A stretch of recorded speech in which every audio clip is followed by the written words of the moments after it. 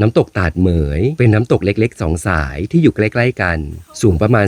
30-40 เมตรตาดแปลว่าน้ำตกที่ตกลงมาตามผาหินส่วนเหมยหมายถึงน้ำค้างหรือละอองน้ำสีหินที่นี่จะเข้มถึงดำสนิทเพราะเป็นหินแปรหรือหินที่มีแร่ธาตุเข้มข้นเมื่อสัมผัสกับน้ำและความชื้นเป็นเวลานานผิวหน้าดินและหินก็จะดูเข้มกว่าปกติและเนื่องจากอยู่ในป่าที่ลึกที่ค่อนข้างทึบแสงแดดส่องถึงน้อยทำให้มีตะไคร่น้ำสีเขียวเข้มถึงดำปกคลุมผิวหินพอน้ำไหลผ่านหินที่มีสีดำคลับมันจะตัดกับละอองน้ำสีขาวที่เป็นที่มาของคำว่าเหมยนั่นเอง